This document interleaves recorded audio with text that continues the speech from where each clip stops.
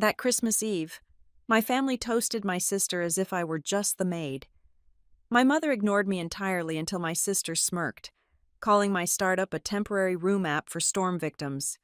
I set my fork down and announced I had just sold it for $170 million. Yet, that number did not destroy our family. It was the truth that followed. They had taken much more from me than just their attention. I am Ella Gray. I steered my battered, sand-filled SUV down the pristine, frost-covered streets of Briar Glen, the suburban enclave where I had spent my childhood, learning how to be invisible. It was barely 5 o'clock in the evening, but the winter darkness had already settled over the neighborhood. The houses here were large, imposing, and aggressively festive. Every lawn featured perfectly synchronized holiday displays. But as I pulled into my parents' driveway, I noticed the string of white lights hanging from the gutters of my childhood home was distinctly crooked. It sagged on the left side, a tiny imperfection in an otherwise flawless facade. That crooked wire was perhaps the most honest thing about the property. As soon as I killed the engine, the familiar, suffocating aroma of artificial cinnamon pine cones seeped through the frosty air the moment I opened the front door. It was a scent designed to project the illusion of a warm, decent, perfectly functional American family.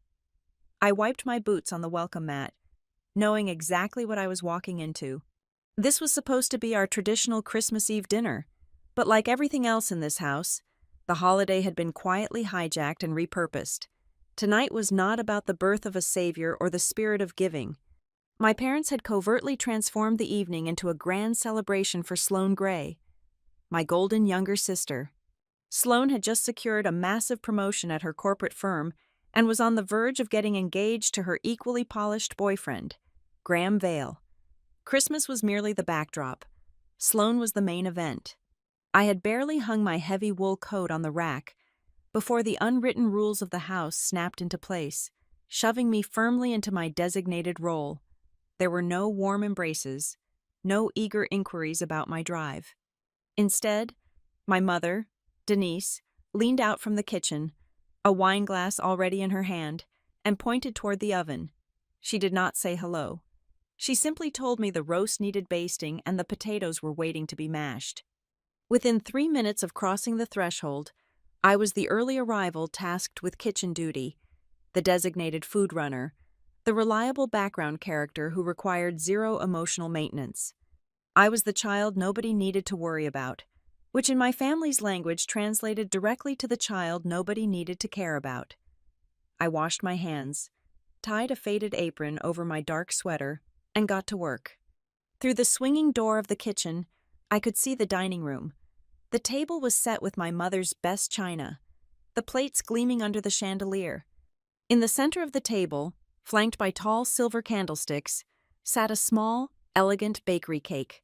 Across its smooth white icing, elegant cursive letters read, "Congratulations, Sloane." Next to the cake stood a ridiculously expensive bottle of imported red wine, a gift Graham had brought to impress my father. I scanned the room, looking at the place settings, the decorations, the carefully curated environment. There was absolutely no sign that I, the eldest daughter, was a meaningful part of this family. I was the hired help who happened to share their last name. When the potatoes were finally mashed and transferred to a heated serving bowl, my mother glided into the kitchen to inspect my work. Denise Gray was a woman who treated maternal affection like a highly restricted currency, distributing it only when it yielded a direct return on investment. She stopped beside me, reached out, and absent-mindedly stroked my hair. The gesture was light, dismissive, the exact way one might pat a neighbor's dog.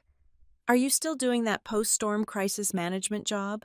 she asked, her voice dripping with a casual, devastating pity.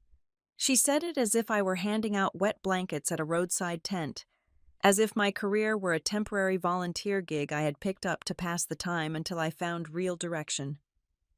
She did not wait for an answer.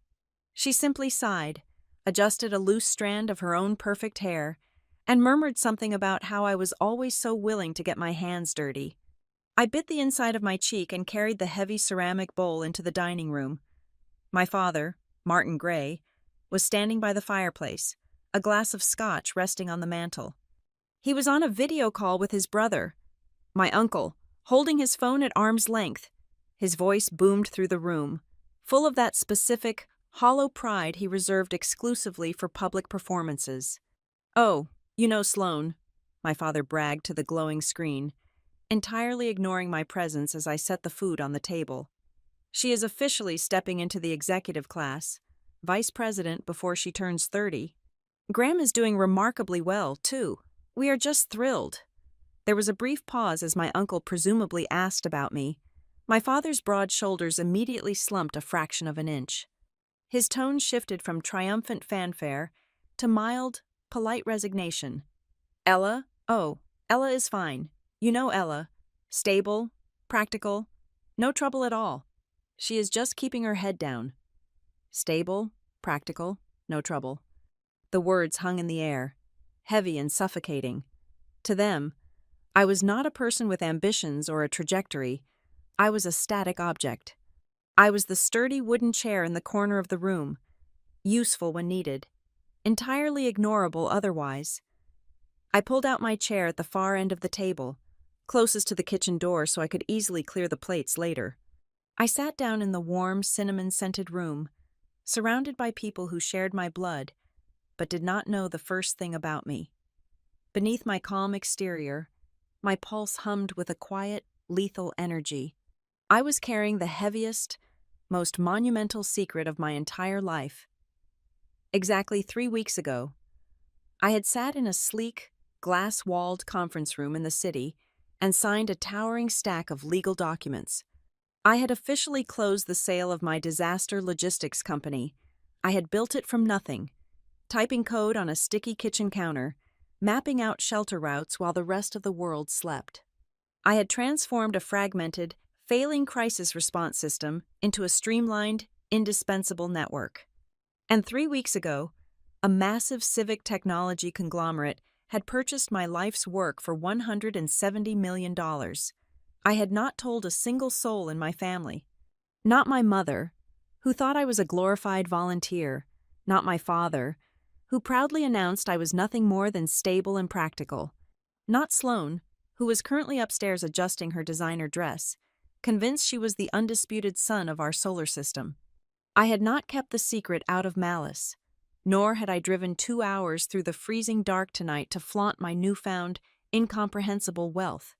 Showing off would require seeking their validation, and I had stopped craving their approval a long time ago. I came tonight for a completely different reason. I sat at that table, folding my linen napkin, because for the very first time in my 34 years of existence, I wanted them to build their own stage. I wanted them to stack their assumptions, their condescension, and their blatant favoritism as high as they possibly could. I was going to let them set the scene, pour the expensive wine, and cut the congratulatory cake. And then, I was going to let them hear the deafening sound of shattering glass as they realized just how profoundly, spectacularly wrong they had been about me for my entire life. I watched my mother arrange the silverware around Sloane's celebratory cake, and my mind drifted away from the cinnamon-scented dining room, traveling back down the long, quiet corridor of my childhood. The dynamic playing out before my eyes was not a sudden development. It was the defining pattern of our family, a pattern established so early that I could not remember a time before it existed. I was the child who had unwittingly dug my own grave of neglect simply by being competent. When I was 11 years old, the chain on my bicycle snapped halfway down a steep hill. I did not call my father at his office. I did not cry on the side of the road. I dragged the heavy metal frame 3 miles back to our garage, found a greasy wrench in the bottom of a rusted toolbox, and spent 4 hours figuring out how to thread the links back together. When I walked into the kitchen that evening, my hands coated in black grease and my knuckles bleeding, my mother merely glanced up from her magazine, handed me a paper towel, and told me to wash up before dinner. There was no fuss, no praise for my ingenuity, and certainly no concern for my scraped skin. The verdict had been cast early on. Ella knows how to manage. Ella does not need rescuing. That self-sufficiency became the perfect, guilt-free excuse for my parents to look the other way. Because I could teach myself algebra. Because I researched and filled out my own summer job applications. Because I quietly packed my own lunches. They convinced themselves that I preferred the isolation. In their minds, they were simply giving me space. In reality, they were conserving all their parental energy, every ounce of their emotional and financial capital, for the child they deemed worthy of cultivation. Sloane was entirely different. She was a delicate, demanding plant that required the perfect soil, the precise amount of sunlight, and constant, unwavering attention. My parents had a phrase they loved to use when discussing my sister with their friends. Sloane needs to be nurtured in the right way. That phrase was the golden key that unlocked every door for her. The right way meant private tutors when she struggled with geometry in the 10th grade. It meant a brand new car on her 16th birthday, because riding the school bus might cause her unnecessary stress before her extracurriculars. Every word of encouragement, every spare dollar, and every bright opportunity flowed down a steep, frictionless incline directly into my sister's lap. The disparity was never subtle, though they pretended it was. I remember the spring of my junior year of high school. I had spent 6 months building a localized flood warning system for the regional science fair. It was a crude but highly effective network of moisture sensors and radio transmitters. Born from watching our basement flood year after year, I won first place out of 200 entries. I came home carrying a heavy brass plaque, my heart beating with a rare, desperate hope that this time they would finally look at me with that shining, unreserved pride. When I walked through the front door, the house was silent. I found my parents in the living room. My father had a hammer in his hand. My mother was stepping back to admire a brand new, custom-framed photograph they had just hung dead center over the fireplace. It was an 8x10 portrait of Sloane in a sharp navy blazer, smiling brightly after participating in a regional debate tournament where she had placed fourth. My mother saw me standing in the hallway, my heavy brass plaque clutched to my chest, and she smiled. She told me to be careful not to scratch the hardwood floor with whatever I was holding. The plaque ended up in the bottom of my closet. The photo of Sloane in her debate dress remained on that wall for 7 years. The older we got, the wider the canyon grew. When it came time for university, I spent countless late nights hunting for financial aid. I managed to secure a 75% academic scholarship to a state university. To cover the remaining tuition and my living expenses, I took a job working 25 hours a week at a campus logistics center, unloading boxes and sorting inventory until 2 in the morning. During my sophomore year, I sat at this very dining table and showed my father my tuition bill. I did not ask him to pay the whole thing. I just asked if he could help with a shortfall of $800 for my textbooks and a mandatory lab fee. My father barely looked at the paper. He patted my hand, offered a tight, patronizing smile, and delivered the line that would echo in my head for the rest of my life. "You are strong, Ella," he said, his voice entirely devoid of actual empathy. "You are a survivor. You always figure things out. You will be fine." I swallowed the knot in my throat, folded the bill, and put it back in my pocket. 10 minutes later, Sloane bounced into the room, complaining about how overwhelming her pre-law coursework was becoming. Without a second thought, my father pulled his leather checkbook from his breast pocket and wrote her a check for $3,500 to cover an elite, intensive prep course for the law school admission test. He handed it to her with a beaming smile, telling her that an investment in her future was the best money he could ever spend. Even conversation was a rigged game. Whenever I made the mistake of trying to share a piece of my life, a tough shift at work, a project I was passionate about, a minor victory, it was only a matter of seconds before my mother would hijack the narrative. I would be halfway through explaining how I reorganized the dispatch system at the logistics center, and Denise would hold up a manicured finger to cut me off. "Hold that thought, Ella," she would say, her eyes darting toward the hallway. "Sloane, did the producer from the local morning broadcast call you back yet? We really need to get you a new blouse if you're going to be on television next week." My story would die right there on the table, instantly irrelevant. What I realized over those long, quiet years was that the deepest wound did not come from being hated. Hate, at the very least, requires passion. Hate requires a person to look directly at you and acknowledge your existence. What I experienced was far more insidious. I was treated like a piece of structural furniture. I was the load-bearing pillar in the background. I was always present, completely reliable, highly useful when a problem needed solving or a mess needed cleaning, but entirely invisible. Nobody admires the foundation of a house until it cracks. Nobody looks at the quiet daughter until she stops being convenient. Being pushed to the absolute margins of my own family did not make me crumble, and it did not turn me into a weeping victim. Instead, it cultivated a very specific, extremely dangerous type of anger inside me. It was not the loud, explosive rage of a teenager throwing plates against a wall. It was a cold, methodical, architectural anger. It was the anger of a person who learns early on that the world will not hand her anything.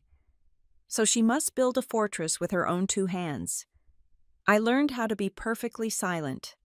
I learned how to observe, how to record every slight, how to work relentlessly in the dark, and most importantly, how to wait for the absolute perfect moment to strike. They thought my silence was submission. They mistook my absence from their dramatic family orbit as a lack of ambition. When I spent weekends locked in my cheap apartment, poring over disaster relief data and writing lines of code until the sun came up, my parents assumed I was just trying to look busy to compensate for not being as brilliant as Sloane. They had no idea that the very neglect they subjected me to was the crucible that forged my endurance. Those years of being ignored stripped away my need for external validation. I did not need a cheering section to build an empire. While they were busy polishing Sloane's participation trophies and financing her manufactured success, I was out in the real world, learning how to manipulate systems, solve catastrophic failures, and construct a business that would eventually change an entire industry. They starved me of their attention, but in doing so, they inadvertently fed a hunger inside me that drove me to the exact table where I sat tonight, holding a secret worth $170 million.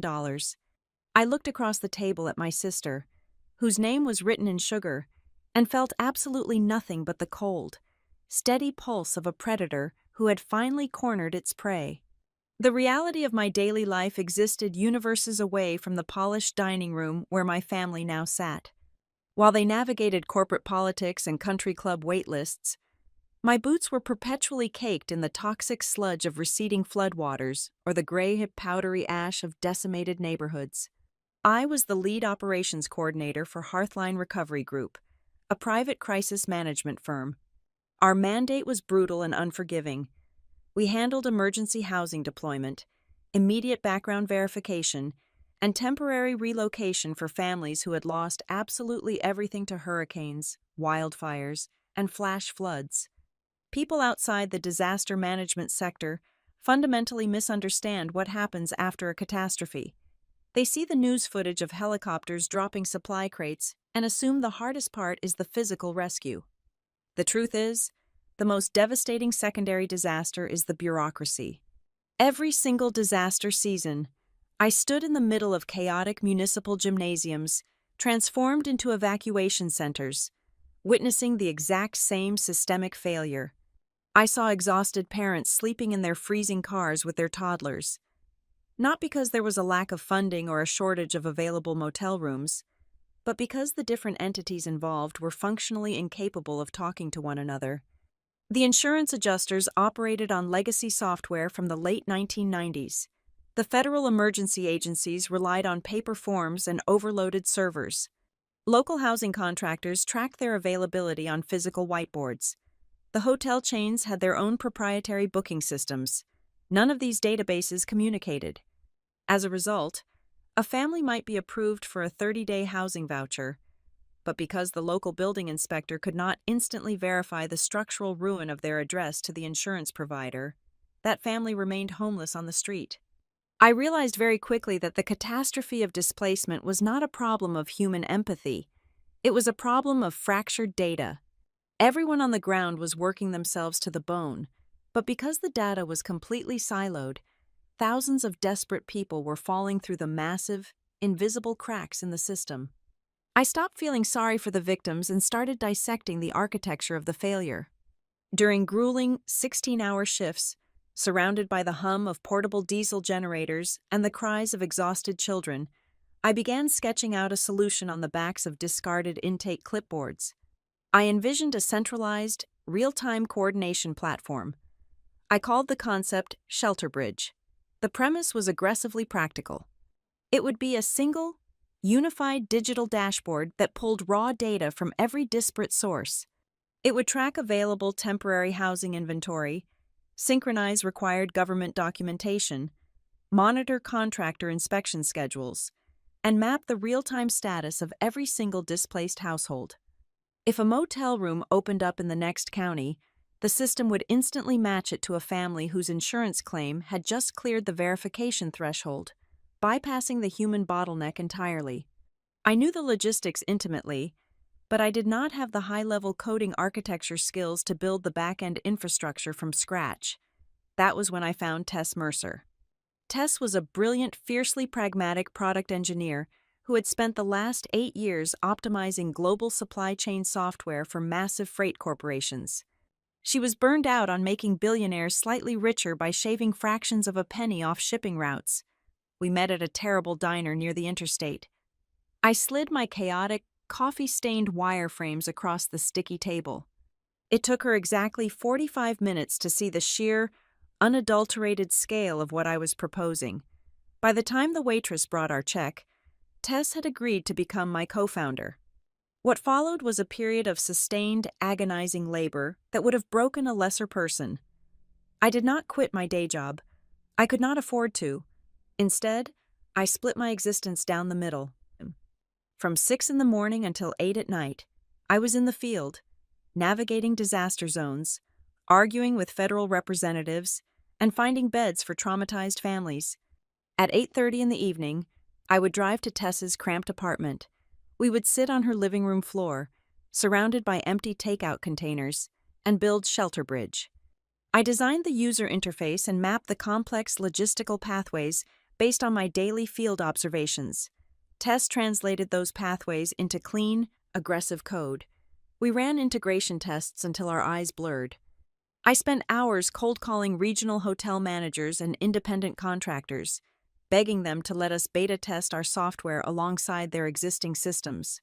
Most nights, I did not make it back to my own bed. I would simply fold my arms on Tess's cheap kitchen table, rest my head, and sleep for 3 solid hours before my alarm dragged me back out to the evacuation centers. After 11 months of this grueling subterranean existence, we finally had a fully functional prototype. It was not pretty, but it was incredibly fast, and more importantly, it worked flawlessly. However, to move from a localized beta test to a system capable of handling a multi-county disaster response, we needed to migrate to enterprise-level servers and hire 2 dedicated full-stack developers. We needed capital. Not a fortune, just enough to bridge the gap until we could secure our first municipal contract. I swallowed my pride and drove to my parents' house on a Sunday afternoon. I brought my laptop, a meticulously researched 40-page business plan, and a projected revenue model. I did not ask my father for a handout. I did not ask him to empty his savings. I simply asked if he would be willing to co-sign a modest $50,000 commercial line of credit at our local bank, using his pristine credit score to back my venture. My father sat in his leather recliner, nursing a glass of expensive scotch. He did not even open the business plan I had placed on the coffee table. He looked at me with a mixture of amusement and deep, paternal condescension. He actually chuckled, a low, rumbling sound that vibrated with pure dismissal. "Ella," he said, shaking his head slowly, "you have a stable job with that relief agency. You are doing good, honest work. Do not try to be something you are not. The tech world is for sharks. It takes a certain kind of ruthless pedigree. Do not turn your perfectly adequate life into a tech gamble." He handed the unread business plan back to me. The rejection itself was a blow, but it was nothing compared to the absolute betrayal that followed exactly 4 days later.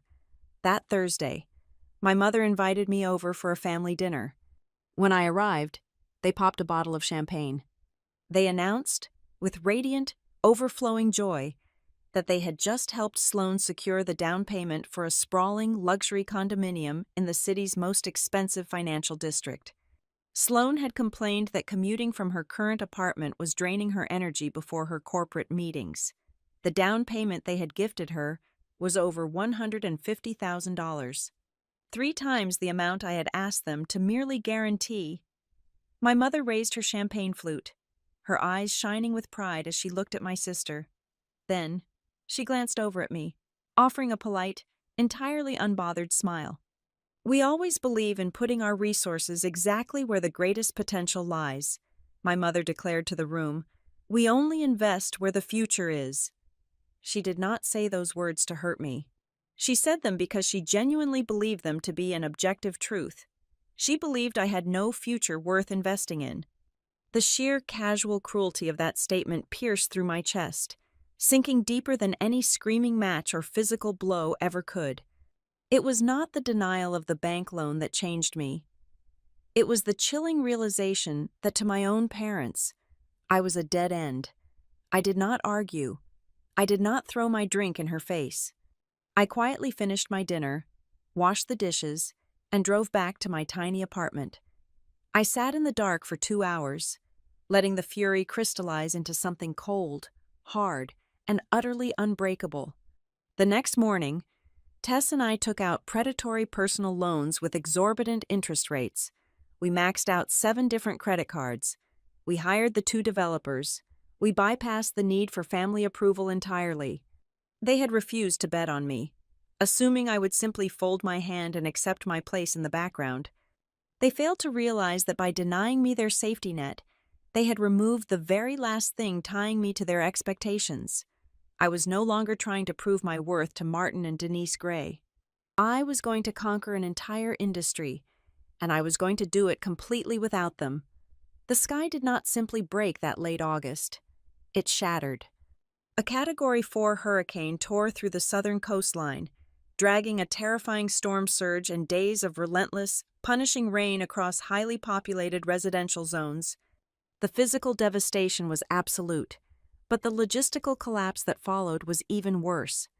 Within 48 hours, the regional displacement numbers skyrocketed past anything the state emergency management agencies had modeled for. Every viable motel within a 200-mile radius was booked solid.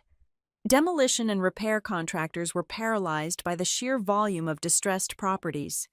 Thousands of federal relief applications choked the servers, bottlenecking the entire recovery effort. People were sleeping in high school gymnasiums on thin cots, staring at their phones, waiting for an approval email that the broken system was physically incapable of sending. This was the exact nightmare Tess and I had built our architecture to solve. We bypassed the federal red tape entirely and offered a closed beta test of Shelter Bridge directly to 3 of the hardest-hit coastal counties. The local directors were desperate enough to try anything that did not require a state-level mandate. We gave them the login credentials on a Tuesday morning. The impact was not gradual. It was immediate and violent. Before Shelter Bridge, the average turnaround time to match a displaced family with a verified temporary residence and an assigned contractor was anywhere from 4 to 9 days. By Wednesday afternoon, our platform had aggressively slashed that wait time to just under 4 hours. The magic was not in the user interface, though Tess had made it ruthlessly efficient. The magic was in the automated oversight. Within the first 24 hours of deployment, our code flagged 42 different independent contractors who were actively double-booking emergency repair orders, attempting to collect municipal deposits for jobs they could not possibly start for months. The software instantly rerouted those assignments to vetted, available crews. Furthermore, the system identified hundreds of ghost vacancies.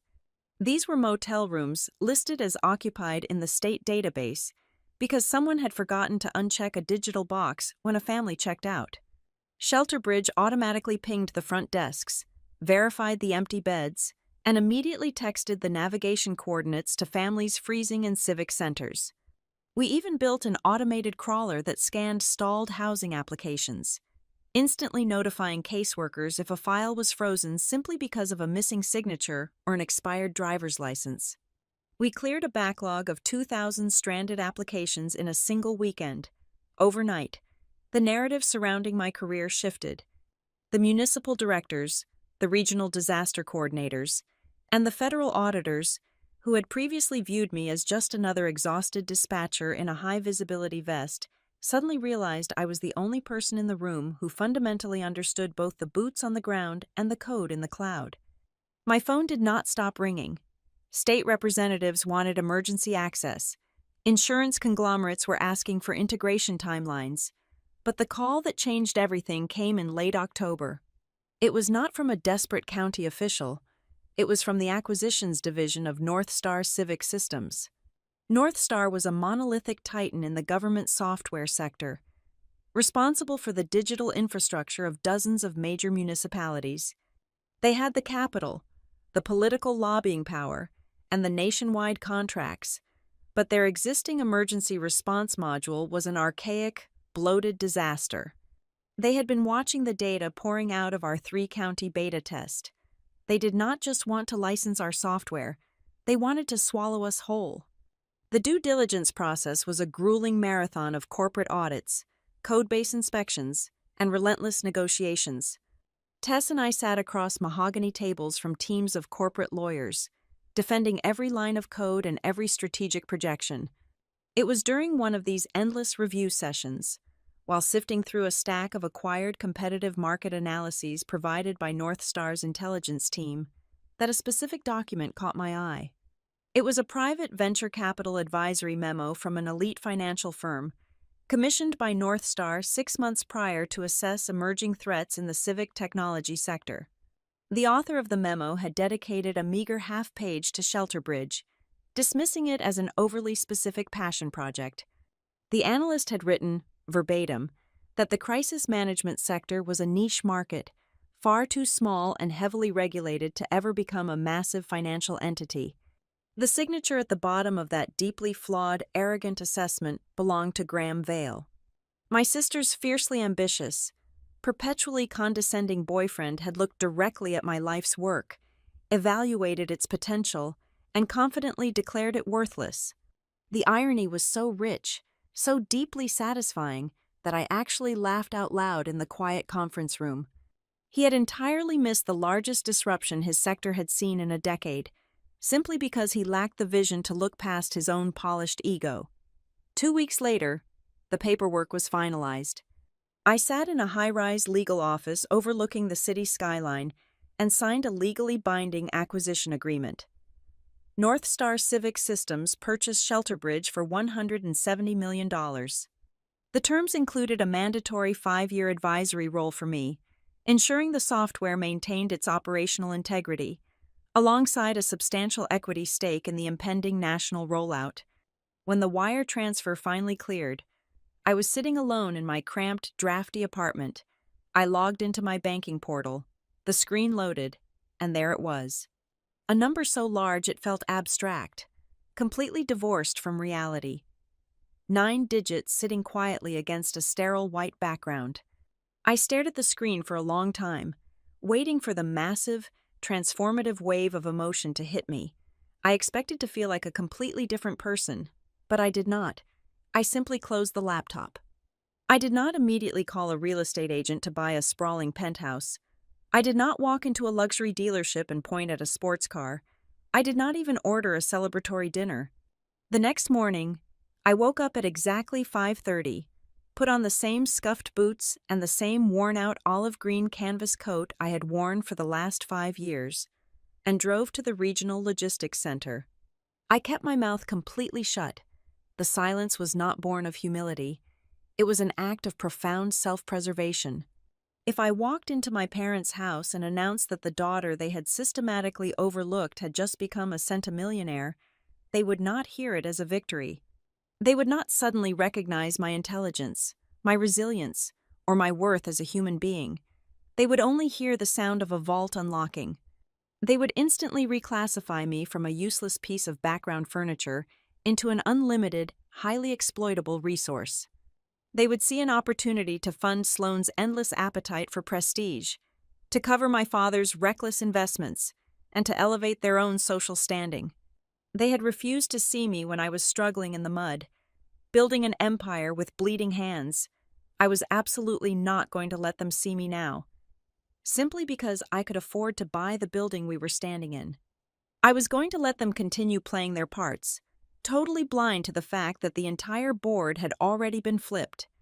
Exactly 7 days before we were scheduled to gather around the dining table, my phone rang. I was sitting in my newly leased, aggressively sterile corporate office, reviewing integration timelines for the national rollout.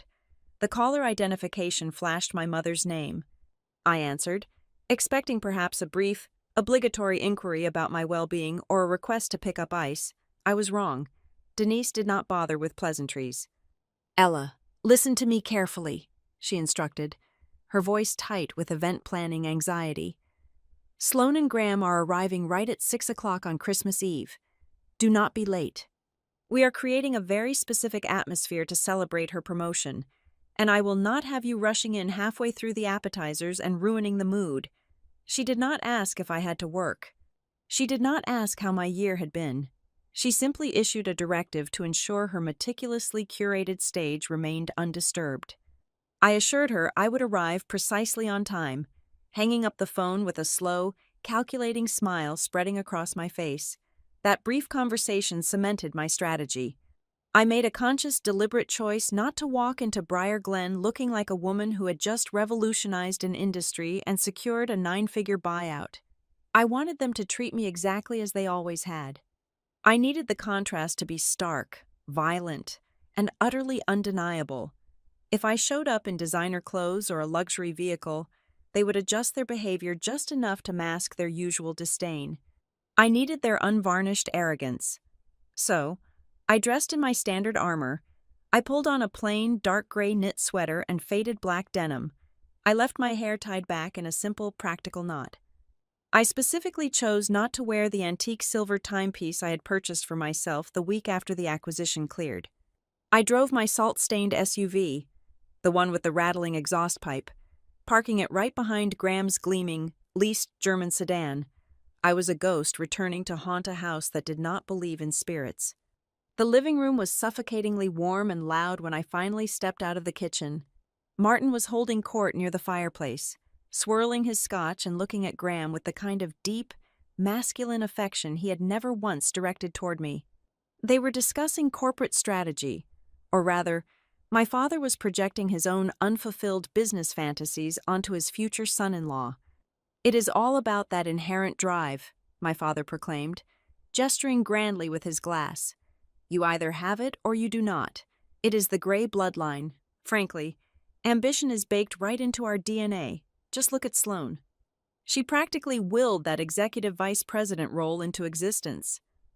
I stood by the doorway, holding a tray of warm rolls, completely invisible.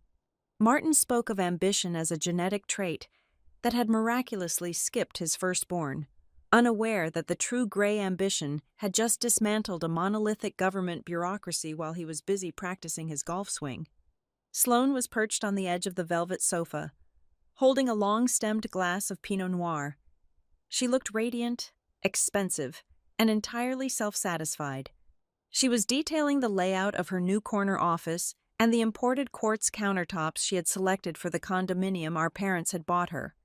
Her tone was a masterclass in passive aggression, a blend of forced intimacy and grating condescension. She caught my eye as I set the rolls on the side table. "So, Ella," she began, tilting her head with a look of practiced, shallow sympathy. "Are you still doing the whole boots on the ground thing? Running around handing out those little motel vouchers in the rain?" I looked back at her, keeping my expression perfectly neutral. "Something like that," I replied softly. Graham, sensing an opportunity to demonstrate his sweeping macroeconomic intellect, leaned forward and rested his elbows on his knees. He offered me a patronizing, sympathetic smirk. "You know, Ella, you really should think about transitioning out of that sector. The civic tech and nonprofit logistics market just had a tiny temporary boom because of the recent storm cycles. It is a classic bubble." He took a slow sip of his drink, looking incredibly pleased with himself. "The smart players in that space," he continued, completely oblivious to the fact that he was lecturing the architect of the exact market disruption he was trying to summarize. Are the ones who know how to build a niche application and sell it early before the demand dries up and the bubble bursts. Anyone holding out for long-term municipal contracts is just going to drown when the federal funding shifts. It took every ounce of physical discipline I possessed to keep my face completely still. Graham was literally summarizing the exact exit strategy I had flawlessly executed 21 days prior. He thought he was explaining the rules of the ocean to a fish, unaware he was talking to the Leviathan. "That is a very interesting perspective, Graham," I said evenly. "I will certainly keep that in mind." My mother called us into the dining room before Graham could expand on his brilliant financial theories. We took our seats. As always, I was directed to the chair at the far end of the long mahogany table. Positioned directly next to the swinging kitchen door, it was the strategic seat, the servant's quadrant. From this position, I could easily stand up to retrieve extra gravy, fetch more napkins, or clear the salad plates without disrupting the flow of their conversation. As I sat down and placed my linen napkin across my lap, the sheer weight of the metaphor settled over me. They had literally physically positioned me at the exit. They had cast me in this role for 3.5 decades, the quiet, accommodating laborer who existed solely to facilitate their comfort. They did not want a daughter. They wanted an audience member who occasionally fetched the bread. I sat quietly while Martin poured the wine, and Sloane laughed at a joke Graham made. I did not feel angry anymore. The simmering rage that had fueled me through the cold nights of coding and the brutal negotiations had completely evaporated, replaced by a crystalline, freezing calm. I was not waiting for an opportunity to execute a cheap, impulsive revenge. I was not going to throw a tantrum or scream about my bank account like a petulant child demanding attention. I was waiting for the perfect, inescapable crescendo. I was waiting for the final, damning sentence from their lips, the ultimate proof that they still did not truly know who they were talking to. I needed them to build the scaffolding of their own humiliation so high that when I finally kicked out the support beam, the collapse would be absolute. The timer was ticking down, and I just needed to let them keep talking. I carried the heavy silver platter from the kitchen, the roasted beef emitting a thick, savory steam that briefly masked the artificial cinnamon scent of the house. I placed it perfectly in the center of the table, right between the imported wine and Sloane's gleaming white cake. I retrieved the warm rolls and the gravy boat, executing my duties with the silent, frictionless efficiency they had come to expect from me over the last 3 decades. Once the table was fully set, I retreated to my chair at the very end, the one closest to the swinging kitchen door, and quietly unfolded my napkin across my lap. My father, Martin, decided this was the exact moment to officially consecrate the evening. He picked up his silver knife and tapped it rhythmically against the rim of his crystal wine glass. The sharp, high-pitched ringing cut through the low hum of conversation, demanding absolute silence. He stood up slowly, straightening the collar of his tailored shirt, his chest expanding with a profound, almost aggressive sense of paternal pride. He raised his glass, pointing it directly at the opposite end of the table where my sister sat. "If I may have everyone's attention," my father began, his voice taking on the booming theatrical resonance he reserved for boardrooms and public speeches. "Tonight is not just about the holiday. Tonight is about recognizing exceptionalism. To Sloane, we always knew you possessed a rare greatness. You have not merely succeeded in your field. You have become the absolute pride of this household, and you have single-handedly taken the Gray family name to an entirely new level." Sloane practically glowed under the praise. She lowered her head in a display of practiced, false modesty, before raising her own glass to accept the tribute. Graham, seated beside her, wrapped a supportive arm around her chair and nodded with deep, solemn approval. My mother, Denise, pressed her hands together beneath her chin, her eyes shining with tears of sheer, unadulterated validation. It was a perfect, sealed ecosystem of mutual admiration. The toast concluded, glasses clinked, and the carving of the meat commenced. It was precisely in this atmosphere of unchallenged superiority that Sloane felt the sudden, inexplicable urge to punch downward. Her own massive success was apparently not satisfying enough unless it was directly contrasted against my perceived failure. She turned her head toward my shadowy corner of the table. The warm, radiant smile she had given our father morphed into something thin, sharp, and infinitely cruel. "So, what about you, Ella?" Sloane asked. Her tone was a masterful blend of feigned curiosity and potent condescension, designed to sound innocent to anyone who did not know the venom behind it. "Did that little temporary relocation app of yours finally manage to pull in enough profit to cover your gas money this month?" I did not freeze. I did not snap back with a defensive remark. I calmly finished chewing the small piece of bread in my mouth, swallowed, and reached for my crystal water goblet. I took a slow, measured sip, feeling the cold liquid slide down my throat, and set the glass back precisely in the center of its coaster. I picked up my silver fork, laid it parallel to my knife on the edge of my porcelain plate, and folded my hands neatly in my lap. I looked straight down the length of the table, meeting my sister's mocking gaze with eyes as flat and cold as concrete. "I sold the company," I stated quietly. The immediate response was a chorus of dismissive amusement. My father let out a loud, barking laugh, shaking his head as he sawed aggressively through a thick slice of beef. Sloane giggled, a bright, chiming sound, and shot a conspiratorial, weary look at our mother. Denise offered a tight, strained smile, the exact expression one uses to humor a delusional stranger on a subway train. "North Star Civic Systems acquired it," I added, my voice remaining perfectly level, cutting through their laughter without raising its volume. "We finalized the paperwork and executed the transfer exactly 3 weeks ago." The laughter around the table did not stop all at once. It died a sudden, violent death, and the catalyst for that death was Graham. The smug, self-satisfied smirk that had defined his face all evening vanished in a microsecond. His hand, holding a glass of expensive red wine, froze suspended in midair.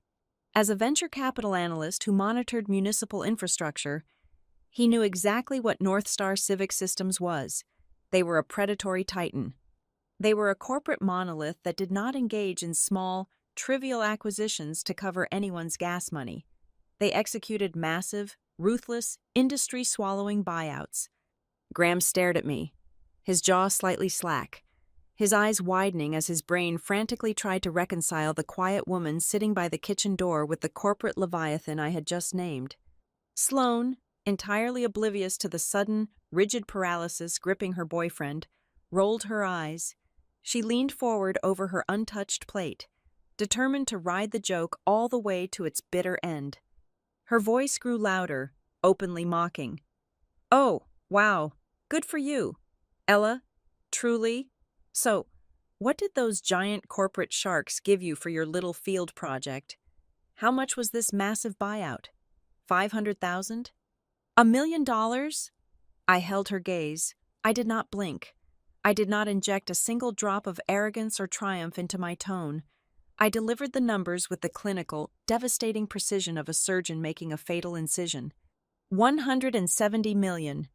The silence that violently slammed down onto the dining room was absolute. It was not merely a quiet moment. It was a physical vacuum. It felt as though all the oxygen had been instantly sucked out of the room, leaving nothing but cold, crushing pressure. My mother's face drained of color so fast she appeared physically ill, her skin shifting to a sickly, ashen white. The heavy silver fork in my father's right hand slipped from his suddenly numb fingers.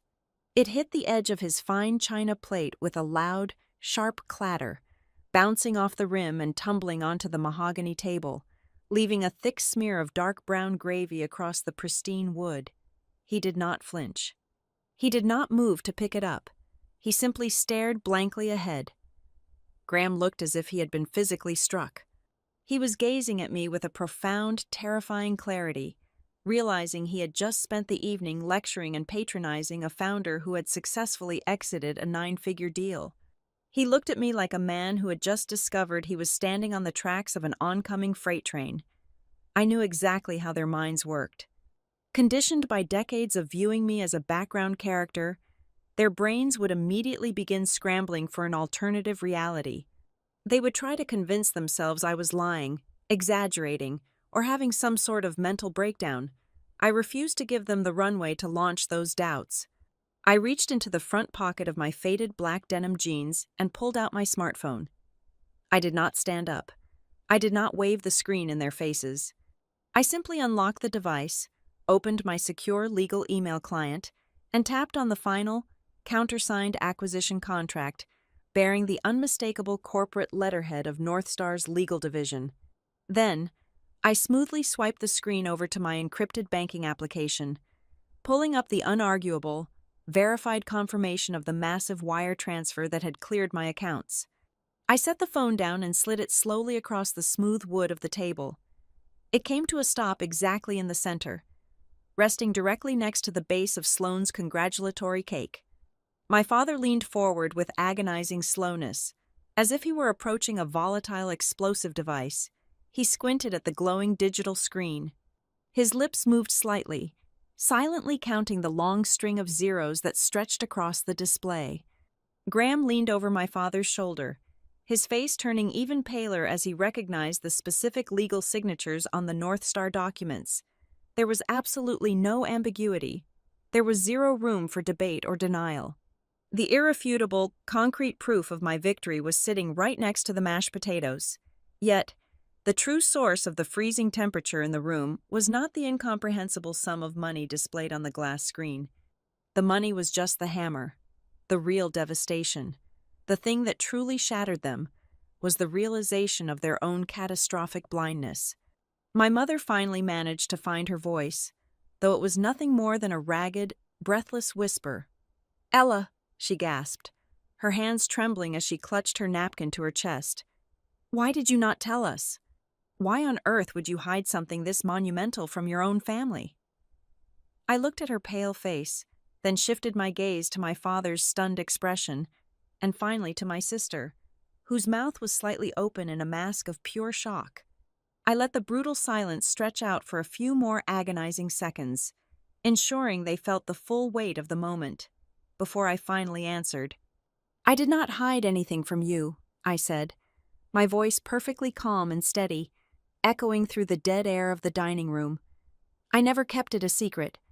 It is just that not a single person at this table has ever cared enough to listen to me finish a sentence."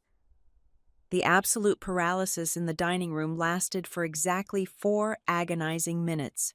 I sat perfectly still, observing the raw, unfiltered psychological metamorphosis happening across the mahogany table. It was a terrifying and fascinating biological response to witness. I watched the initial, suffocating shock slowly metabolize into something far more familiar and dangerous. Their eyes darted from the glowing screen of my smartphone back to my plain, dark sweater. The tectonic plates of our family dynamic were violently shifting, moving away from a reality where I was utterly invisible and slamming directly into a new paradigm where I was suddenly a limitless, exploitable asset. They were no longer looking at a daughter. They were looking at a treasury. Graham was the first to break the dead air. He cleared his throat, the sound incredibly loud in the quiet house. He ran a hand through his perfectly styled hair, his professional arrogance entirely punctured. Yet, as he spoke, it became abundantly clear that his profound embarrassment had absolutely nothing to do with how horribly he had treated me all evening. His shame was entirely rooted in his own professional failure. "I read that internal market advisory," Graham stammered, his voice tight, desperately trying to reframe himself as an industry peer rather than a fool. "The one about your platform." I completely misjudged the scalable architecture. I looked right at the localized deployment metrics and assumed the ceiling was too low for federal integration. I completely missed the upside. He was not apologizing for insulting my intelligence. He was agonizing over the fact that he had bet against a massive market winner. He looked at me with a desperate, hungry respect that made my stomach turn. Before I could even acknowledge Graham's pathetic attempt to salvage his professional dignity, my mother leaned forward. Denise had recovered from her near-fainting spell with remarkable speed. She pressed her linen napkin to the corner of her mouth, forcing a fragile, watery smile that did not quite reach her calculating eyes. "Well, Ella," Denise began, her tone adopting a sudden, unnatural softness that I had never heard directed at me before. "This is simply overwhelming. I mean, we are just trying to process this. But I imagine, with this incredible level of financial security, you must be thinking about the future. Your father and I have worked so hard for so many years. We are not getting any younger, and maintaining this household is becoming quite a strain. It would be such a blessing to have some of the burden lifted in our later years." She did not ask if I was exhausted from the years of relentless work. She did not ask how I had managed the extreme stress of a corporate acquisition. Within 5 minutes of learning about my success, she had already assigned a portion of my wealth to her own retirement plan. My father did not waste time with my mother's emotional manipulation. Martin preferred authority. He finally pulled his gaze away from my phone, straightened his spine, and reassumed his position as the patriarch. He wiped the spilled brown gravy from his fingers and cleared his throat, projecting a deep, commanding tone. "We need to be incredibly smart about this," Martin announced, leaning his forearms heavily on the table. The use of the word "we" was entirely deliberate. A financial windfall of this magnitude requires aggressive, structured management. I will call my wealth manager first thing on Monday morning. We need to sit down, just the two of us, and discuss a comprehensive family wealth strategy. You cannot leave capital like that unmanaged. Ella, I will oversee the portfolio diversification. It was breathtaking. He did not congratulate me. He simply assumed immediate, unearned jurisdiction over my assets. In his mind, my money was merely an extension of his own financial empire, a sudden influx of capital that rightfully belonged under his paternal control.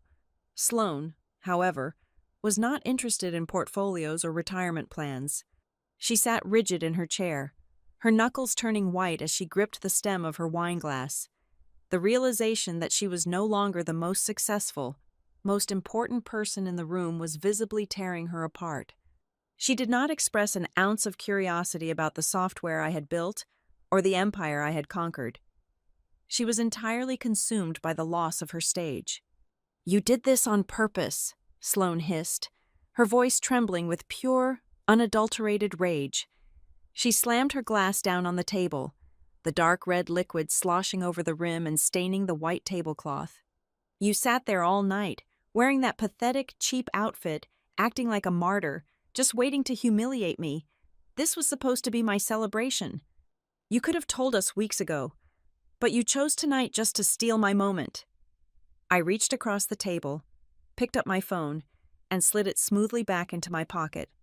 I pushed my chair back, the wood scraping sharply against the floorboards, and stood up. I did not raise my voice.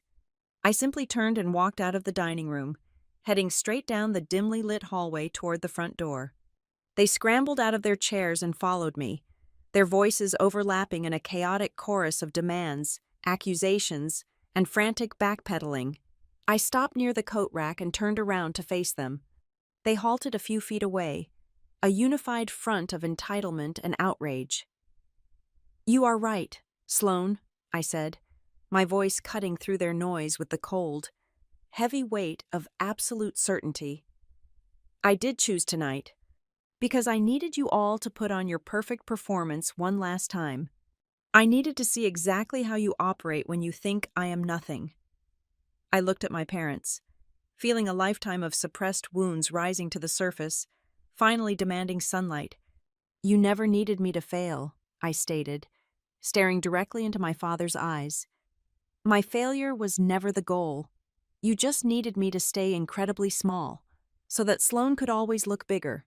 You needed me to be the invisible, reliable background so you could pour every ounce of your resources into her without feeling guilty." Denise gasped, clutching her chest as if I had physically struck her. Her face flushed dark red with defensive anger. "That is a monstrous thing to say. Ella, that is completely unfair.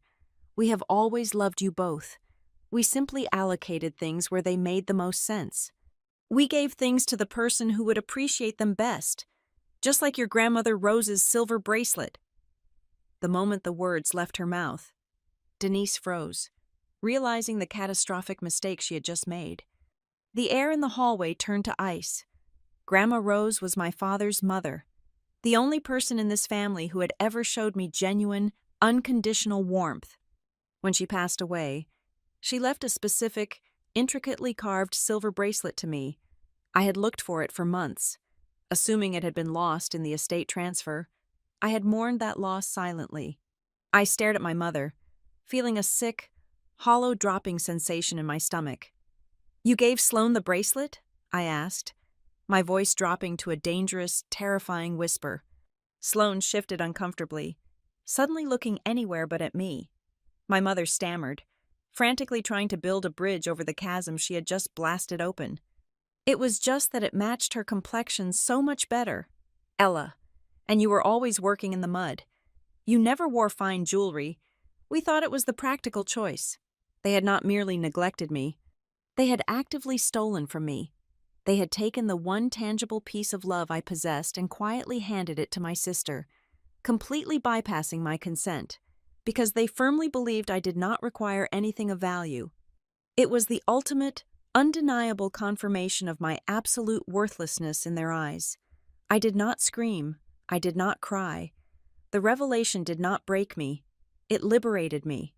Every remaining shred of familial obligation, every lingering doubt, burned away in an instant, leaving behind nothing but cold, impenetrable steel. I turned away from them and reached for my heavy wool coat, hanging on the brass hook. I slid my arms into the sleeves, adjusting the collar around my neck. I reached out and grabbed the brass handle of the heavy front door. Pulling it open, the freezing, sharp winter wind rushed into the warm, cinnamon-scented foyer, biting at my skin. I stood on the threshold, 1 foot out in the freezing dark, and looked back at the 3 people who shared my blood, but knew absolutely nothing about my soul. "If any of you want to walk into my life from today forward," I said, delivering the words with the finality of a closing vault, "it will never be through the door to my bank account." The silence that followed Christmas Eve was absolute and heavy, stretching out over the first 3 weeks of January. Neither my mother, my father, nor my sister reached out. However, the void was quickly filled by the static of extended family. By the second week of the new year, my phone began ringing with calls from aunts, uncles, and distant cousins who had not spoken to me in a decade. Their tones were identical, carefully balanced between greedy curiosity and self-righteous judgment. They would ask how the weather was, casually pivot to my supposed newfound fortune, and then drop heavy-handed hints about how wealth can corrupt a person. It did not take a genius to realize that Martin and Denise had immediately mobilized to control the narrative. They were spinning a story to the entire Gray family tree that I had suddenly come into money, let it go straight to my head, and brutally abandoned my loving parents on a holiday. They painted me as the villain who had gotten rich and changed. It was easier for them to brand me a monster than to admit they had been negligent fools. I did not waste a single breath defending myself to my relatives. I simply blocked their numbers and funneled my energy entirely into the national integration of Shelter Bridge. I was working 14-hour days, coordinating with federal emergency management directors, and migrating local municipalities onto the North Star servers. For the first time in my life, I also started seeing a therapist. Sitting in a quiet, sunlit office twice a week, I finally learned the correct vocabulary for my existence. I was not suffering from middle child syndrome or petty sibling jealousy. My therapist helped me identify the reality of my upbringing. Systematic emotional neglect. I had been raised as a utility, an appliance meant to function quietly in the corner without requiring maintenance.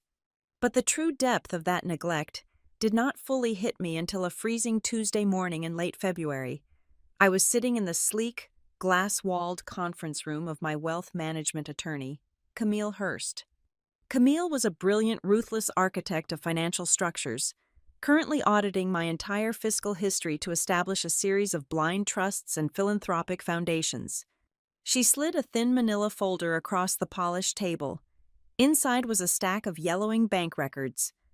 "Ella, I need you to look at these," Camille said, her voice completely devoid of its usual brisk professionalism. During the audit, my team pulled your historical banking data. We found a closed custodial investment account at Juniper State Bank.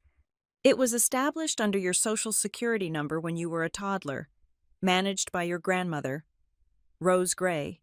It matured when you turned 18. I stared at the document. I had never heard of this account. My grandmother had died a few months before my 18th birthday. There was slightly over $85,000 in the fund when it matured, Camille continued softly. It was legally yours, but you never signed for it.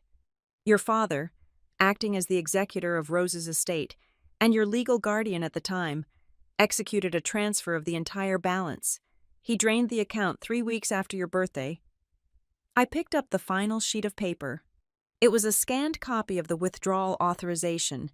At the bottom, next to my father's sweeping signature, was a handwritten justification note required by the bank for the transfer of a custodial asset.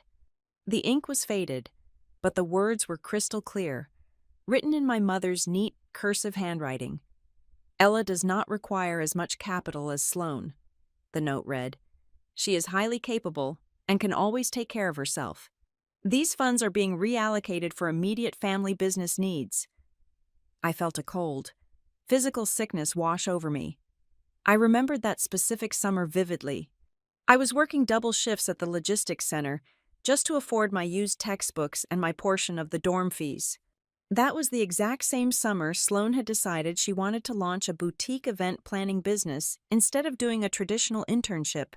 Her business had spectacular overhead, absolutely no clientele, and collapsed into a mountain of debt within 4 months. My parents had not simply let my sister fail. They had quietly stolen my inheritance, the financial safety net my grandmother had specifically built for me, to plug the massive hole of Sloan's first failure. They had forged a narrative that I was strong and independent, not because they believed in me, but because it provided them the moral cover to rob me blind. The $170 million revelation at Christmas suddenly felt entirely secondary. This was the true, bleeding heart of the betrayal. They did not just ignore me, they actively harvested my resources because they knew I was resilient enough to survive the theft. 2 days after this revelation, my cell phone buzzed with an incoming call from a number I had not blocked. It was Sloan. "Ella," she began, her voice strained, completely stripped of its usual arrogant lilt. She sounded panicked, speaking rapidly, as if she were hiding in a closet. "I know things ended badly at Christmas, but I really need to talk to you, privately. Mom and Dad do not know I am calling." I remained silent, letting her stew in the awkward dead air.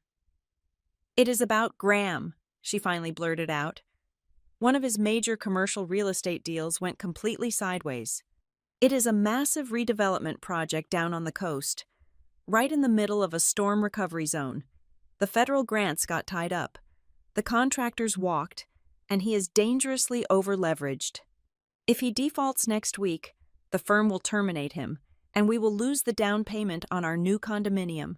Ella, I just need a short-term bridge loan, just $2 million, just for 90 days. We will pay you back with interest." The sheer breathtaking audacity of the request was almost poetic. She had spent my entire life looking down on me, had mocked my work just weeks prior, and was now secretly begging for a microscopic fraction of my wealth to save the very man who had called my company a temporary bubble. "No, Sloan," I replied, my voice as flat and unyielding as a sheet of iron. "Ella, please. You have so much. $2 million is nothing to you now." "It is not about the amount," I said calmly.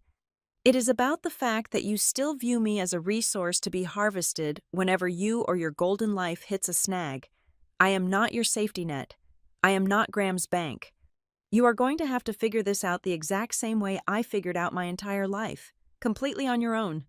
I ended the call before she could scream or cry. I set the phone face down on my desk. Sloan's desperate plea for cash confirmed exactly how fragile the Gray family facade had become. They were bleeding money trying to maintain the illusion of elite success. My father's insistence on managing my portfolio was not just arrogance, It was an act of quiet desperation. I picked up my secure office line and dialed Camille Hurst. I did not want to throw a tantrum. I did not want to yell at my parents about Grandmother Rose's stolen money. Anger was a useless emotion against people who possessed absolutely no shame. I needed leverage, absolute, crushing leverage. "Camille," I said when she answered, "I need you to look into something else for me. Look at the title and the debt structure on my parents' property in Briar Glen. If I am right about their cash flow issues over the last decade, there is a very high probability they have leveraged that house to the breaking point." It took Camille less than 24 hours to confirm my suspicion. Martin and Denise had quietly taken out a massive second mortgage on the Briar Glen house through Juniper State Bank to cover Sloane's endless lifestyle upgrades and my father's failing investments. The terms of the loan were predatory, and they were currently 2 months behind on the payments. The bank was quietly preparing the preliminary paperwork for foreclosure. I did not pay off their debt. I did not send them a check. I executed a move that was entirely legal, brutally cold, and devastatingly precise. Through a newly formed anonymous holding corporation managed by Camille, I simply purchased the entire second mortgage directly from Juniper State Bank. I bought the paper. When the transaction cleared, I stood by the window of my office, looking down at the city traffic. I was no longer the invisible daughter waiting to be noticed. I was the primary lien holder on the house they slept in. If the moment for a final reckoning ever came, the bank would not be the one holding the stopwatch. I would be. The voicemail from my father arrived on a rainy Tuesday morning. Martin Gray sounded entirely different from the booming patriarch who had toasted my sister on Christmas Eve. His voice was thin, carefully modulated to project a weary sort of wisdom. He requested a formal family reconciliation meeting. He spoke of mending fences and healing old wounds. I listened to the message while reviewing the latest server migration reports for Shelterbridge. Feeling nothing but a profound, clinical detachment, I knew exactly what this meeting actually was. It was not a sudden awakening of parental love. It was a desperate, emergency summit for a family whose financial house of cards was currently collapsing under the weight of an impending foreclosure. The hounds were finally at their door. I agreed to meet them on Friday afternoon, but I had absolutely no intention of walking into their designated arena without setting the stage myself. 3 days before the scheduled confrontation, I authorized Camille to release a comprehensive press statement to the regional business journals and the local Briar Glen Gazette. I officially launched the Rose Gray Housing Fellowship. I endowed the foundation with an initial capital injection of $5 million. Its mandate was twofold: providing rapid, unbureaucratic emergency housing grants for displaced families who fell through the cracks of federal aid, and offering full-ride academic scholarships for field coordinators in the disaster management sector. I named it after the only person in the Gray family who had ever looked at me and seen a human being rather than an appliance. The local media reaction was instantaneous and electric. Within 48 hours, the story was circulating through the manicured neighborhoods of my hometown. For decades, my parents had carefully cultivated an image of absolute superiority, throwing lavish parties to celebrate their own refined tastes and Sloane's superficial milestones. Now the community was suddenly scrutinizing them through a newly adjusted lens. The daughter they had actively minimized, the one they had treated like an embarrassing secret, was suddenly deploying massive wealth to build sustainable civic infrastructure. The contrast was brutal. My philanthropy laid bare the sheer emptiness of their vanity. When I arrived at the Briar Glen house that Friday, the air inside was thick with a toxic mixture of panic and resentment. We gathered in my father's wood-paneled study, a room designed to intimidate. Denise was already crying, dabbing at her eyes with a tissue, playing the role of the heartbroken matriarch entirely overwhelmed by family discord. Martin sat behind his massive oak desk, refusing to make direct eye contact with me, shuffling papers as if he were preparing for a hostile corporate deposition. Sloane, however, was pacing the Persian rug like a caged animal. The local newspaper article about the fellowship had pushed her over the edge. She saw my charity not as a public good, but as a direct, calculated attack on her ego. You are weaponizing morality. Sloane snapped the moment I closed the heavy wooden door. She pointed a perfectly manicured finger at me, her face flushed with indignation. Do you think we do not see exactly what you are doing? Naming a massive charity after Grandma Rose just to make yourself look like a saint while painting the rest of us as greedy monsters. You are using your money to punish this entire family. I did not sit down. I remained standing near the leather armchair, completely unaffected by her outburst. I did not mention the fact that I now owned the second mortgage on the very house we were standing in. The debt was a loaded gun, but I did not need to fire it yet. I needed to dismantle their illusions first. I am not punishing anyone, I replied, my voice cool and perfectly level. I am simply honoring the only woman who left me anything of value, which brings me to the actual reason I agreed to this meeting. I opened my leather briefcase and pulled out the single manila folder Camille had given me. I dropped it squarely in the center of Martin's pristine desk. The sound of the thick paper hitting the wood echoed sharply in the quiet room. I only have one question, I said, looking directly at my father. Who signed to take the money Grandma left for me? The reaction was instantaneous. Denise stopped crying mid-sob, the tissue freezing against her cheek. Martin's jaw locked. The color drained entirely from his face, leaving him looking suddenly frail and incredibly old. Sloane stopped pacing. She looked at our parents, waiting for the righteous, indignant denial that usually followed any accusation against the Gray family honor, but the denial never came. The silence in the room stretched out, heavy, suffocating, and deeply incriminating. What account? Sloane asked, her voice dropping to a confused whisper. What is she talking about, Dad? Martin closed his eyes, his hands gripping the edge of the desk so tightly his knuckles turned white. He could not speak. The absolute silence was a confession more damning than any spoken word. I turned to my sister.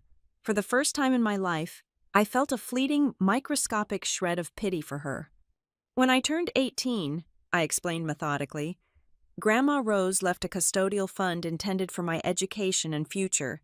It contained over $85,000. It was drained exactly 3 weeks after my birthday to cover the massive debts you accumulated during your failed boutique event planning venture. They took my financial foundation and quietly fed it to your vanity project. Sloane physically stumbled backward, hitting the edge of the bookshelf. Her eyes darted from me to our father, the horrific realization washing over her, the impenetrable tower of her own ego, her lifelong belief in her inherent superiority, was crumbling in real time. She was finally understanding that her smooth, frictionless life had not been earned. It had been subsidized by the theft of my resources. Martin, tell her that is not true, Denise pleaded, her voice trembling with genuine terror. But she was not looking at me. She was looking at Sloane, desperate to preserve the illusion for her golden child. My father slowly opened his eyes. He looked at the folder on his desk, utterly defeated. It is true, he whispered, his voice cracking. Then, he took a shuddering breath, the weight of his own corruption finally breaking his posture. But that is not all of it, Denise gasped, turning sharply toward her husband. Even she did not know what was coming next. Martin looked up at me, his eyes hollow. A few years after the boutique failed, Sloane wanted to secure a commercial lease for another startup idea, a consulting firm. Her credit was completely ruined. Mine was heavily leveraged. You were in college, working 2 jobs, living completely off the grid financially. You had a pristine, untouched credit profile. He swallowed hard, the shame finally choking him. I used your clean credit profile. I bypassed your consent and legally guaranteed a $90,000 short-term commercial credit line in your name. I managed the payments secretly and resolved the account 2 years later before you ever had a reason to check your credit report. I told myself I was just borrowing your stability to save another one of Sloane's deals. The room spun into a sickening, absolute quiet. He had not just stolen my cash. He had stolen my identity. He had risked my entire financial future, exposing me to catastrophic debt, all to provide Sloane with yet another unearned opportunity to play at being successful. Denise buried her face in her hands, sobbing uncontrollably. Sloane sank into a chair, staring blankly at the floor, utterly paralyzed by the toxic reality of her own existence. I did not yell. I did not demand an apology. Apologies from these people were entirely worthless currency. I had the answers I needed. The autopsy of my childhood was officially complete. I reached out and placed my hand flat on the manila folder. I looked at the three of them, observing the ruins of the flawless, perfect American family they had pretended to be for 34 years. "You all think Christmas was the moment I embarrassed you," I said, my words slicing through the heavy, suffocated air with absolute, surgical precision. "No. Christmas was just the moment you ran out of the ability to hide it." The final confrontation took place exactly 2 weeks later inside the sterile, glass-walled conference room of Camille Hurst's downtown law firm. My parents had received a formal legal summons regarding the severely delinquent second mortgage on the Briar Glen property. They arrived looking physically exhausted, entirely stripped of their usual suburban arrogance and country club polish. They firmly believed Camille was acting as a proxy for Juniper State Bank, and that they were walking into a desperate, humiliating negotiation to beg a faceless financial institution for a foreclosure extension. Sloane was there as well, looking hollowed out and fragile, with Graham sitting a calculated 2 feet away from her at the edge of the table. The air inside the room was incredibly thick, heavy with the suffocating scent of impending ruin. Martin was the first to speak. He did not possess his booming patriarchal authority today. His voice was a defeated, ragged rasp. He looked across the polished mahogany table, not at Camille, but directly at me, and he finally confessed everything out loud. "I made choices," Martin began, his hands trembling slightly as he intertwined his fingers. Terrible, unforgivable choices. Every time Sloane stumbled, every time she failed or overreached, the threat to our family image was catastrophic. I panicked. I consistently chose to rescue her manufactured success using your resources. Ella, I used your inheritance, I used your pristine credit profile, and I used your future." He took a shuddering breath, staring at the grain of the wood. "I did it because I had fully convinced myself that you were indestructible. I told myself that Ella would always be fine, no matter what I took from her. It was a convenient, cowardly lie that allowed me to sleep at night while I dismantled your foundation to build hers." Denise broke down next. The impeccable, emotionally distant matriarch shattered into a million jagged pieces. Her ugly truth spilled out across the room, raw and unedited. She wept openly, clutching a damp tissue, confessing the deepest rot of her maternal failure. "It was just easier," Denise sobbed, her voice echoing sharply against the glass walls. "Ella, you never demanded anything from us. You just handled everything on your own. It was so much easier to sacrifice the quiet, undemanding child than to face the terrifying reality that we were raising a spoiled, incompetent daughter who could not survive the real world. We fed you to her vanity because we were too weak to tell her no."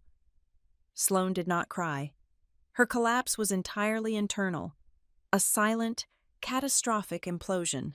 She sat rigid in her expensive chair, her eyes wide and blank. She was not breaking because she was about to lose her luxury condominium or her social standing.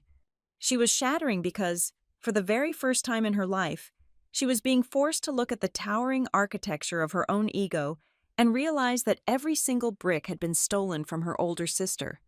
Every accomplishment, every safety net, every arrogant boast she had made for the last 15 years was a direct result of my forced sacrifice. Beside her, Graham subtly shifted his chair backward. The movement was microscopic, but the implication was devastating. He did not reach out to hold her hand. He did not offer a word of comfort or defense. Graham was a man who only invested in shiny, profitable assets, and Sloane Gray was rapidly depreciating before his eyes. The prestige was gone, the financial backing was evaporating, and he was already mentally drafting his exit strategy, He was only there for the polished illusion, and the illusion was dead. Martin finished his pathetic, agonizing plea, turning his attention back to Camille. He asked the lawyer for just 6 more months to liquidate some minor retirement assets and restructure their debt. He braced himself for the bank's executioner's stroke, fully expecting me to sit there and gloat as a corporate entity swallowed his home. That would have been the perfect, cinematic revenge, but I did not gloat. I simply nodded to Camille. My lawyer smoothly slid a thick, heavy legal document across the table. It came to a stop right in front of my father. He looked down, his eyes scanning the bold print on the cover page. He frowned, his brow furrowing in deep confusion. The primary creditor listed on the lien was not Juniper State Bank. It was a private holding company. He read the name of the sole proprietor aloud, his voice barely a whisper. It was my name. The room went completely dead. The realization hit them with the force of a physical blow. I had bought the debt. I owned the paper. "I did not buy your mortgage to save this family," I said, my voice cutting through the silence with the cold, unyielding weight of absolute authority. "And I did not buy it to torture you with a drawn-out eviction. I bought it because I refused to let you play the victim. If I let the bank foreclose today, you would spend the rest of your lives telling your friends and relatives that a cruel, outside economic force ruined you. You would spin a tragedy. I am removing that option. You are not victims of the economy. You are going to have to look directly at yourselves." I leaned forward, resting my arms on the table, dictating the new reality. "Here are the absolute conditions. The Briar Glen house will be listed for sale voluntarily within the next 14 days. You will downsize. From the proceeds of that sale, the exact sum of my grandmother's stolen fund, plus 15 years of compound market interest, will be wired directly into the Rose Gray Housing Fellowship.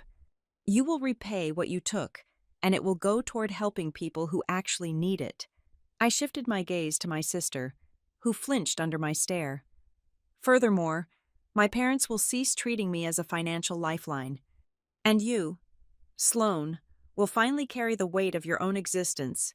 There are no more bailouts. There are no more stolen safety nets. You are entirely on your own from this second forward."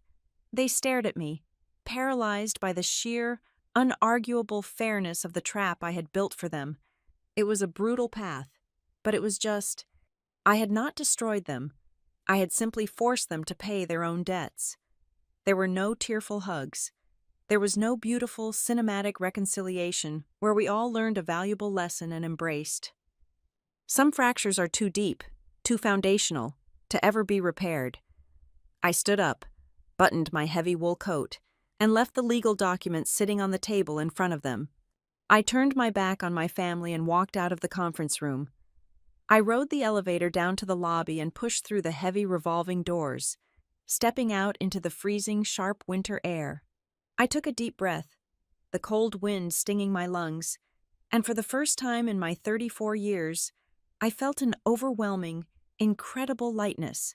My life was finally my own, completely unwritten by the toxic favoritism of the people I was leaving behind.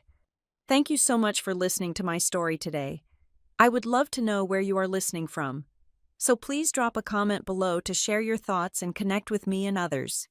If you enjoyed this, please subscribe to the Maya Revenge Stories channel, leave a like, and hit that hype button so this video can reach and empower even more people.